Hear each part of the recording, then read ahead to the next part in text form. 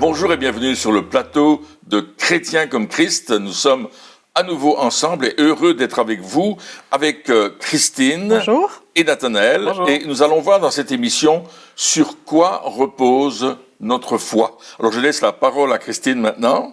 Eh bien, ce qu'on va voir aujourd'hui d'abord, c'est que notre foi repose sur l'amour éternel de Dieu. Dieu est amour, son amour ne change pas. Et il nous dit dans Jérémie 31, verset 3, « Je t'aime d'un amour éternel, c'est pourquoi je te conserve ma bonté. » Et aussi dans Hébreux, chapitre 13, verset 5, « Dieu lui-même a dit, je ne te laisserai pas, non, je ne t'abandonnerai jamais. » Voilà les promesses de Dieu qui dit, « Mais mon amour pour toi, il est éternel. » Évidemment, quand on parle de l'amour de Dieu, on ne parle pas de la définition de l'amour que l'on peut connaître aujourd'hui dans notre monde actuel où je t'aime plus, l'amour est conditionnel, il dépend de ce qu'on fait ou de ce qu'on ne fait pas. Mais ici, on parle évidemment de l'amour de Dieu. Oui, il y a un texte dans le prophète Ésaïe, chapitre 55, qui dit que si les montagnes s'écroulent, si tout s'écroule autour de toi, mon amour ne va jamais s'éloigner de toi. Et cet amour de Dieu, il est constant. Il ne change pas. Dieu ne change pas d'humeur en disant « je t'aime plus, j'ai plus l'envie de te connaître, etc. » Non, il va rester constamment avec nous parce que Dieu est amour. C'est sa nature. Il est amour. Et cet amour se démontre. De même que la foi se démontre, l'amour de Dieu se démontre. Et il s'est démontré notamment lorsqu'il a envoyé Jésus. Dieu prouve son amour envers nous, en ce que lorsque nous étions encore des pécheurs, qu'on ne méritait absolument rien, bien Jésus-Christ est venu mourir pour nous. Un amour qui se donne, un amour qui se sacrifie, et c'est cet amour-là aussi qui est éternel. Ouais, donc c'est pas un amour conditionnel. Non. Et donc peu importe ce qu'on va faire ou ne pas faire, Dieu va continuer à nous aimer. Et ça, je pense que ça peut être aussi, c'est justement, comme on dit, une base de notre foi. Oui. Ça veut dire que ça ne dépend pas, même pas de nous finalement, de nos actes ou de ce qu'on ne fait pas, mais ça dépend directement de Dieu. Et donc, cette base-là ne s'ébranlera jamais, elle sera toujours aussi solide, peu importe ce qui se passe. Et c'est lorsqu'on est en contact avec cet amour de Dieu, ou avec Dieu qui est amour, que notre vie va changer. Je me souviens de ce jeune homme qui était venu dans notre café chrétien, et il avait des mauvaises intentions, parce qu'il était le chef d'une bande qu'on évangélisait régulièrement samedi après samedi. Et ils avaient décidé de venir mettre le bazar dans le café chrétien. Je suis allé ouvrir la porte, parce qu'on avait des portes vitrées, et moi je n'étais pas du tout au courant de qui il était, de ce qu'il voulait, et quand je lui ai tenu la main, je lui ai dit, tu sais, Dieu t'aime, sois le bienvenu. Et là, il s'est passé quelque chose dans le cœur de ce jeune homme, et on s'est assis au bord de la table. Au lieu de mettre le bazar, de casser tout, il m'a dit, écoute, depuis que ma mère est morte, tu es la première personne qui me dit qu'il m'aime. Et en fait, je lui avais dit, Dieu t'aime. Et lui avait compris, tu sais, nous, t'es le bienvenu, on t'aime. Et il a été touché dans son cœur à tel point que, en fin de conversation, il a donné sa vie à Jésus. Et tous les autres membres de sa bande n'ont absolument rien fait de mal. Ils ont bu le café, ils n'ont rien fait de mal. Au contraire, ils ont entendu l'évangile. Et ce jeune homme est devenu chrétien, il a donné sa vie à Jésus, et sa vie était complètement transformée. Et donc notre foi repose justement sur cet amour inconditionnel, sur cet amour qui, comme on dit, Dieu est l'amour, il est la source de l'amour. Amen. Et évidemment, on a aujourd'hui, il y a ce mot amour n'a pas vraiment, en tout cas dans nos mentalités, n'a pas le bon sens. C'est-à-dire que là aussi, il faut faire un reset dans nos pensées pour que ce mot amour reprenne son sens véritable, c'est-à-dire le sens qu'on lui a donné lorsque Dieu a dit « je suis l'amour », cet amour qui aime, peu importe ce qui se passe, qui t'accepte tel que tu es, qui veut te prouver mon amour, comme on a dit, Dieu a tant aimé qu'il a donné. Donc encore une fois, c'est pas un amour juste de mots, c'est pas un amour juste de sensations, mais c'est un amour réel avec des actes concrets. Et lorsque Dieu répond justement à nos prières, c'est parce qu'il nous aime. C'est ça. Et donc on ne doit pas se dire oui, mais est-ce que comme on disait, est-ce que Dieu est de bonne humeur ou pas de bonne humeur? Est-ce qu'il veut répondre aujourd'hui ou est-ce qu'il ne veut pas répondre? Non, il nous aime tout le temps. Donc oui, tout le temps, il veut agir, tout le temps, il veut démontrer cet amour envers nous. Oui. Et Jésus, quand il est venu sur la terre, il a justement démontré cet amour de Dieu. Et on le voit bien souvent quand il guérit les malades. La Bible nous dit qu'il était ému de compassion. Donc ce qu'il fait, il ne le fait pas pour se montrer. Il le fait vraiment par compassion pour ceux qui souffrent, pour ceux qui sont pris par le diable. Il vient les délivrer par amour. Et Dieu qui nous a créés, Dieu qui nous aime et qui veut justement cette relation d'amour avec nous. C'est ça en fait qui nous laisse libres. C'est parce que l'amour suppose la liberté. On ne peut pas être forcé d'aimer quelqu'un. Et donc il nous laisse libres d'accepter, de recevoir et de rendre cet amour. Mais son amour à lui, quelle que soit notre réponse, il est éternel. Il ne change pas. Et c'est très important pour nous aussi de ce que... Eh bien, si on fait quelque chose qui n'est pas juste, on ne va pas dire Dieu ne m'aime plus. Oui. Il va continuer à nous aimer quand même. Et ça va nous pousser à la repentance. Il y avait l'histoire de cet homme à la piscine de Bethesda qui était là depuis 38 ans. Et Jésus va lui demander s'il veut être guéri. Puis évidemment, il veut être guéri là parce que il y a un phénomène spécial. Et puis lui, il ne sait jamais aller dans la piscine quand l'eau est agitée. Donc il dit, ouais, mais qui est-ce qui va m'amener dans la piscine? Jésus dit, ok, lève-toi, prends ton lit et rentre chez toi. Et l'homme qui était là depuis 38 ans s'est levé, a pris son lit, il était complètement guéri, tout ce qui ne fonctionnait pas fonctionnait, mais Jésus va le prévenir. Ne recommence pas, ne retourne pas dans le péché. Et souvent, l'amour de Dieu, c'est aussi nous prévenir de ne pas faire des choses mauvaises. C'est de ne pas prendre certains chemins qui vont nous conduire dans des troubles pour notre vie. Ça, c'est l'amour. Oui, parce que le père reprend l'enfant qu'il aime, justement pour l'empêcher de faire des bêtises. Et l'enfant, lorsqu'il est corrigé, se dit, non, il me corrige parce qu'il m'aime pas. Mais non, au fait, il corrige parce que justement, il veut empêcher son enfant de faire des bêtises, de tomber, de se faire mal, etc. Et en même temps, lorsqu'on connaît l'amour de Dieu, on peut baser notre foi dessus parce qu'on peut se dire à ce moment-là, Dieu m'aime, il m'aimera toujours, du coup je peux encore m'appuyer sur ça en se disant, oui, il veut répondre, il veut agir. Il va le faire, pourquoi? Pas à cause de ce que moi j'ai fait, du fait que je sois Superman ou super doué ou quoi que ce soit, mais parce que justement, il m'aime et c'est cet amour-là qui est une source, une base, un fondement pour ma foi. Et comme tu dis, c'est pas un amour qui condamne. Je vois encore ce texte de Jean chapitre 4 où Jésus rencontre cette femme samaritaine qui a eu plein d'amants, qui n'était jamais son mari, qui a changé de mari constamment. Et Jésus ne va pas l'accuser de cela. Il va simplement lui montrer son amour. Si tu bois l'eau que je te donne, tu n'auras plus jamais soif. Wow, ça c'est une révélation. Qu'est-ce que tu veux dire par là? Jésus dit, je te donne l'eau qui vient et qui va donner la vie éternelle. Et puis cette femme comprend que Jésus ne le juge pas, mais Jésus lui montre qu'il l'aime d'un amour qui va la purifier de la vie qu'elle mène et du besoin intérieur qu'elle a. Parce que cette femme a un besoin d'amour, elle le recherche avec des hommes qui ne deviennent jamais leur mari, mais elle a ce besoin d'amour. Et Jésus lui dit, mais c'est pas cet amour-là que tu as besoin. Tu as besoin de l'amour du Père.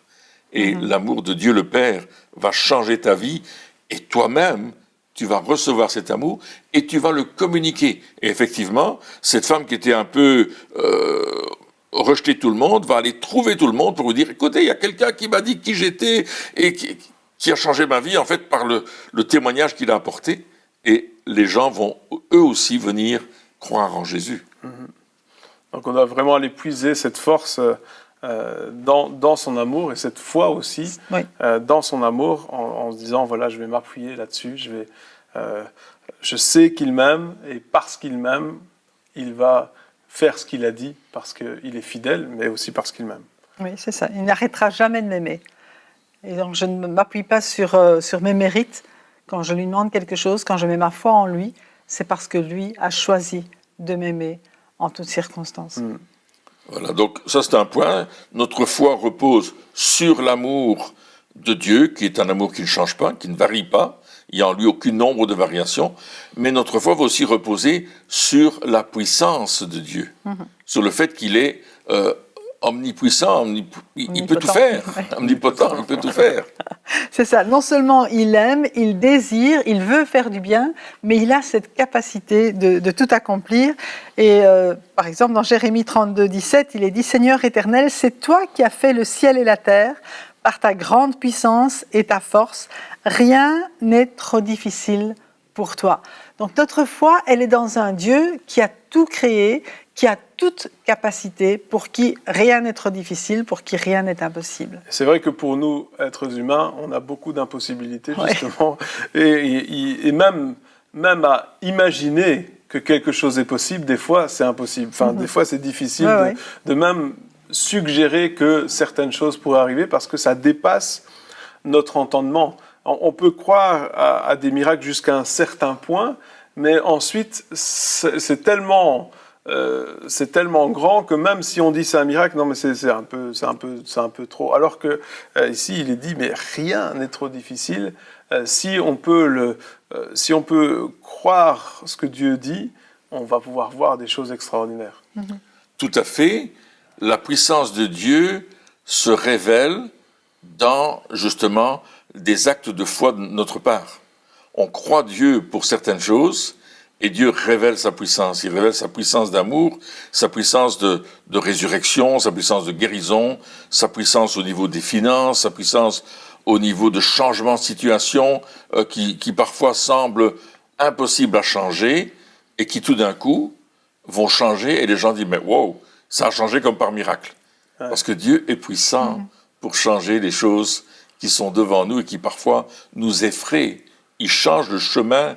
Il crée un chemin dans le désert, il ouvre une porte là, il n'y en a pas, il fait des choses extraordinaires parce que notre Dieu est extraordinaire. Et pour ça, Dieu cherche des personnes qui osent croire. Qui osent croire. Qui osent croire que Dieu est capable. Souvent, lorsque on parle de nos pays francophones, hein, quand on regarde la situation qui est là, on peut se dire, mais il n'y a pas vraiment de solution, ou on va de pire en pire.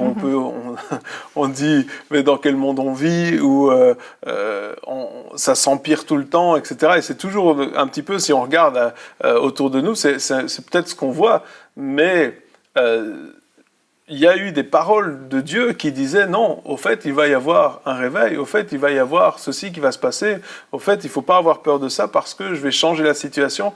Et est-ce qu'on ose croire ces choses-là, ou alors est-ce qu'on se dit non, mais ça, c'est pas possible, c'est trop grand, ou comment hein, parce que souvent, on veut savoir comment ça va se faire pour pouvoir croire, mais Dieu nous dit non, je vais le faire. Mais je cherche des hommes et des femmes, des personnes qui vont oser croire et oser avoir la foi. Donc pas seulement dire j'adhère, hein, comme on a parlé dans les émissions précédentes, j'adhère à cette philosophie, mais en plus de ça, je vais agir en fonction de ce que je crois. Et la foi va s'exprimer par la prière. Et dans 1 Chronique 29, 11, on voit encore « À toi, Éternel, sont la grandeur, la puissance et la splendeur, l'éternité et la gloire, car tout ce qui est dans le ciel et sur la terre t'appartient. À toi, Éternel, sont le règne et l'autorité suprême. » Et on retrouve aussi dans le Notre Père, la prière que Jésus nous a enseignée, elle commence comment ? « Notre Père qui es aux cieux ». Avant de commencer à prier, je pense que c'est important de réaliser que nous nous adressons au Dieu Tout-Puissant qui a créé les cieux et la terre, au Dieu qui surpasse, qui domine toute chose. Parce que, effectivement, quand on regarde autour de nous, on ne regarde pas à la bonne hauteur. On regarde à l'horizontale. Mais ce que Dieu nous demande, c'est vraiment de lever les yeux et de regarder que lui, il a toute autorité parce qu'il est vraiment celui qui a créé toute chose. Et c'est en espérant, en croyant, justement, en osant croire, qu'on va commencer à voir des choses changer. Oui, et au lieu d'accepter, comme beaucoup, la fatalité, hein, de toute façon, voilà, c'est comme ça, il n'y a rien qui peut changer. Et quand on commence à dire non, j'accepte pas ça, mais par contre, ce qu'il faut faire, c'est dire, effectivement, notre Père qui est aux cieux, qu'est-ce que toi tu veux faire ? Oui. Qu'est-ce que toi tu veux ? Qu'est-ce que toi tu dis sur ce pays ? Qu'est-ce que toi tu dis pour ma famille ? Qu'est-ce que toi tu dis pour mes amis ? Quelles sont tes paroles ? Ces paroles que je peux mettre dans ma foi, avec ma foi, que je peux mettre ma foi en action, ces paroles pour lesquelles je peux prier, que je peux proclamer, pour justement voir ce changement. Et on croit que Dieu est suffisamment puissant pour le faire. et qui va le faire d'une façon extraordinaire. Il y a ces exemples dans la Bible où le roi Ézéchias, je pense, Ézéchias demande que l'ombre du cadran recule, et puis c'est ce qui se passe. On a aussi l'exemple où Gédéon fait arrêter, c'est Josué, fait arrêter le soleil pendant 24 heures. Dieu est puissant pour faire n'importe quoi, parce que c'est lui qui a créé les cieux et la terre. C'est lui qui a créé l'univers. Il connaît chaque atome, chaque chose qu'il a créé, tout ce qui est dans l'espace, il le connaît, il l'a créé. Donc, on met notre foi dans un créateur extraordinaire. Il nous a créés, nous, comme nous sommes. Et quand on regarde, on peut dire qu'on est des créatures merveilleuses. Oui, c'est vrai. N'est-ce pas? Et tellement complexe. Et tellement complexe. C'est tellement complexe. Le corps humain est tellement complexe. Et comme tu le dis, la Bible, elle est pleine de ces histoires de miracles extraordinaires qui dépassent notre entendement. Et Dieu n'a pas changé. Il est toujours le même. Ce qu'il a fait il y a 2000, 3000, 4000, 5000 ans, il peut le faire encore aujourd'hui. Il y a des choses ces miracles qui ont été faits, s'il le fait pour quelqu'un, il peut le faire pour une autre personne aussi. Et donc, toutes ces choses-là, ça doit justement encourager notre foi à se dire, la mer qui s'est ouverte en deux, plein de l'eau qui a coulé du rocher, plein de choses extraordinaires que Dieu a fait. Il y a une liste tellement énorme dans la Bible qu'on ne pourrait pas tous les citer. Mais toutes ces choses-là, c'est des choses qui sont réelles, c'est des faits historiques. C'est des faits historiques que Dieu a fait. Et même encore dans notre temps aujourd'hui, dans notre ère aujourd'hui, il y a encore des miracles, il y a encore des choses. Et de plus en plus même, les choses s'accélèrent. Mais est-ce qu'on ose croire? Est-ce qu'on ose, pas juste croire et adhérer, mais est-ce qu'on ose avoir la foi pour que ces choses-là arrive encore aujourd'hui, que Dieu puisse être Dieu encore, se manifester, parce que comme tu l'avais si bien dit dans l'émission passée, il veut travailler avec nous, il nous fait confiance aussi, et il ne va pas le faire tout seul, il nous dit, non, je t'ai donné l'autorité, je t'ai donné les armes, je t'ai donné tout ce qu'il fallait, maintenant mets ta foi en action pour voir ces choses se passer. C'est ça, il va nous demander de mettre notre foi en action, peut-être pour des petites choses d'abord, mais il va se démontrer, il va dire, tu vois, tu m'as cru, et voilà ce qui arrive. Tu avais raconté l'histoire de la voiture tout à l'heure, mais la même chose pour des choses plus grandes. Et c'est important pour nous de croire toutes ces histoires qui nous sont rapportées dans la Bible et de dire effectivement, mais Dieu est le même aujourd'hui. S'il a été capable de faire cela à cette époque-là, il est encore capable de le faire aujourd'hui.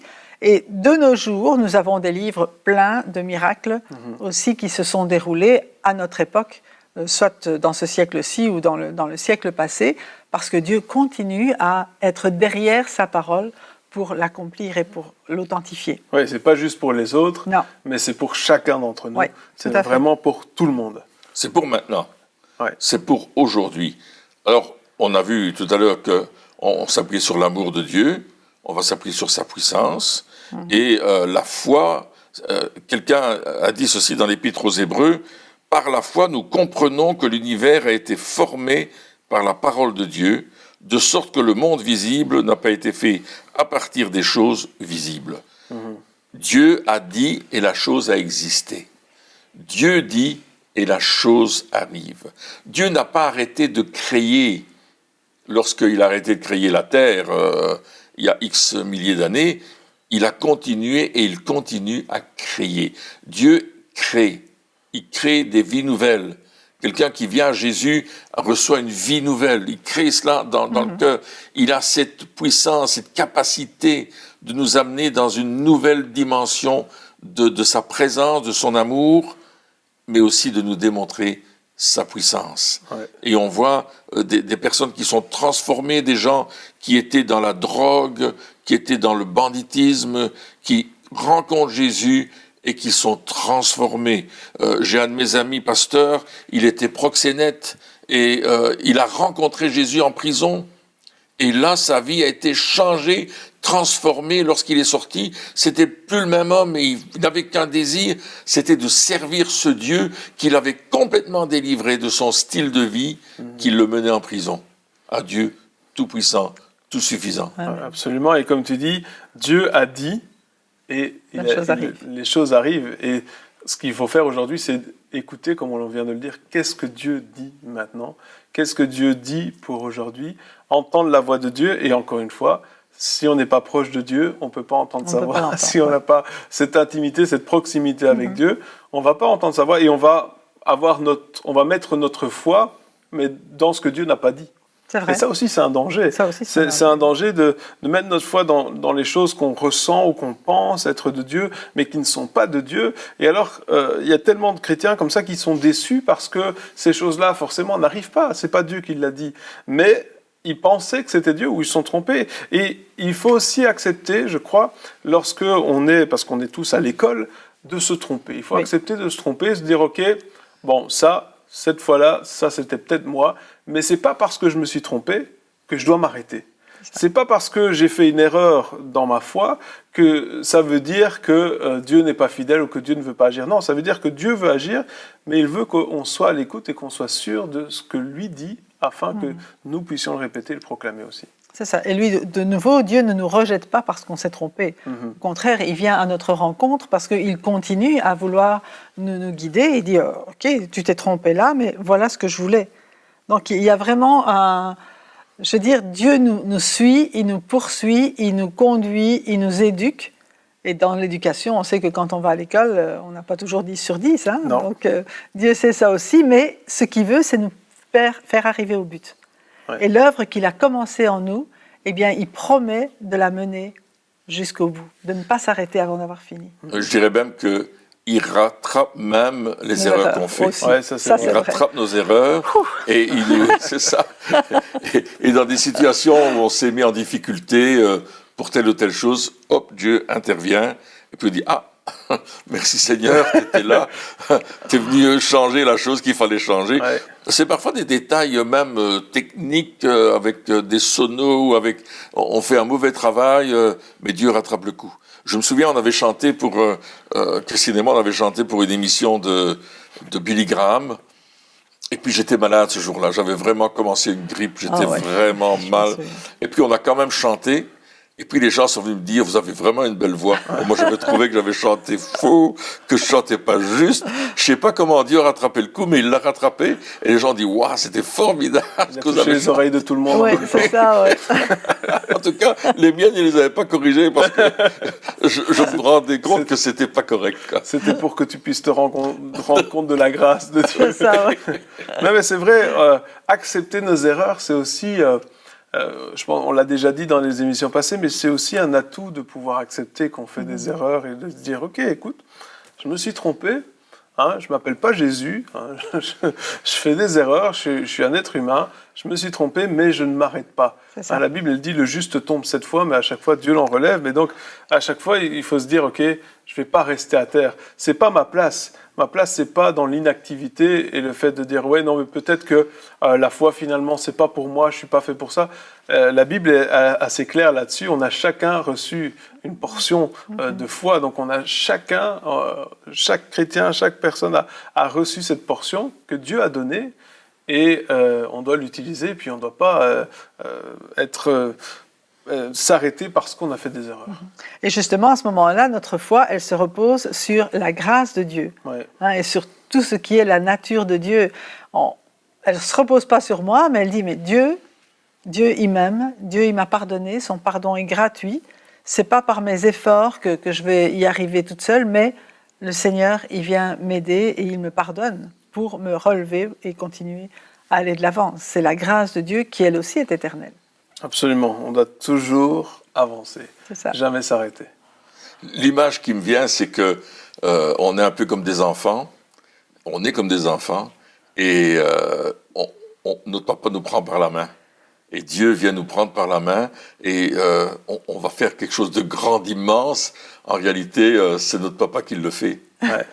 C'est ça la grâce. Il nous prend par la main et lui, il accomplit le miracle. Et puis on se dit, waouh, qu'est-ce que j'ai fait, quelque chose de grand quand même. Et puis c'est papa qui était là derrière et qui lui faisait le travail pour nous en aval. Et puis on se dit, qu'est-ce que j'ai fait, c'est grand, c'est merveilleux. Mais c'est le papa qui l'a fait. Ouais. Notre papa a cette capacité, cette puissance, cet amour pour que notre foi, elle entre dans une démonstration pratique des choses du Père. Mais pour que vraiment le Seigneur puisse, je vais dire, nous utiliser, c'est un mot que je n'aime pas trop, mais quand même, nous sommes son corps et il est la tête. Et pour que nos membres puissent fonctionner selon la tête, il faut qu'on se donne entièrement à lui quand même. Ouais. Et ça, c'est une... C'est vrai, comme on l'avait dit, hein, donc s'abandonner complètement. Ouais, c'est ça. S'abandonner complètement à Dieu. Et le passage, il dit donc, Dieu a parlé, hein, de sorte que, donc dans Hébreux 11 qu'on avait lu tout à l'heure, verset 3, il dit, de sorte que le monde visible n'a pas été fait à partir de choses visibles, mais donc des choses invisibles. Et donc, encore une fois, la foi est consciente du monde spirituel. Ouais. La foi est consciente des choses qui ne sont pas visibles dans le naturel, mais qui auront un impact dans le naturel. Et je pense que aussi, lorsque on veut travailler et faire grandir notre foi, il faut demander à Dieu qu'il développe aussi notre sensibilité aux choses de l'esprit, aux choses aussi du surnaturel de Dieu, aux choses de ce que Dieu veut faire, ce qui se passe aussi dans les cieux, pour dire, Seigneur, on va amener le ciel sur la terre, bien sûr, mais on ne va pas juste se baser dans les choses qu'on voit ici dans le naturel, et on va se dire, ah oui, je sais qu'il y a des ministères qui ont justement, lorsqu'ils arrivent dans une réunion, ils voient pas juste les gens qui sont là, mais ils voient ce que Dieu veut faire. Hein. Il y avait un ministère qui disait comme ça, là j'ai vu à un certain moment que Dieu voulait démontrer son amour. Et il n'a pas juste prêché sur l'amour, mais il a commencé à déclarer l'amour de Dieu, que l'amour de Dieu descende, etc. Et plein de personnes ont été touchées dans la salle au travers de cet amour de Dieu, parce que justement il avait regardé, pas juste dans le naturel, mais aussi dans le monde invisible. Et notre foi doit aussi se dire, ah, c'est pas juste les choses naturelles qui sont là, mais il y a une autre dimension. Et là, on voit des gens, comme tu le disais, touchés par la grâce de Dieu, qui tout d'un coup sont transformés dans l'amour de Dieu. Et je me souviens du témoignage de cette dame qui, lors d'une réunion, était tombée dans la présence de Dieu. Elle était vraiment dans l'esprit, couchée sur le sol, et elle pleurait. Et puis, quand elle s'est relevée, elle avait un grand sourire, on lui a posé la question, mais qu'est-ce qui s'est passé ? Elle dit, écoute, j'avais beaucoup de culpabilité par rapport à un avortement que j'avais fait, forcé, dans une situation très précise. Et là, quand je suis tombé dans l'esprit, j'ai été transporté au ciel, j'ai vu ma petite fille, que je connaissais pas, mais qui disait, maman, je t'aime, je ne t'en veux pas. Et là, elle était délivrée de cette culpabilité qu'elle avait. Dieu a cette puissance, cette capacité de nous amener dans une dimension autre pour guérir notre cœur, pour changer notre vie. Son amour, sa puissance, c'est une démonstration de qui il est pour nos vies. Et notre foi s'appuie sur qui est Dieu. Ouais. Et il nous libère dans notre vie. Ouais, et vraiment, l'amour de Dieu, la puissance de Dieu, ce qu'il fait, c'est aussi cette base. On s'appuie là-dessus pour croire davantage, et non seulement croire, mais avoir la foi. Et donc, parce qu'on a la foi, on va voir les miracles, on va voir ce que Dieu fait. Eh bien, chers amis, merci de nous avoir suivis encore pour cette émission, et on se retrouve très bientôt pour la suite. Au revoir.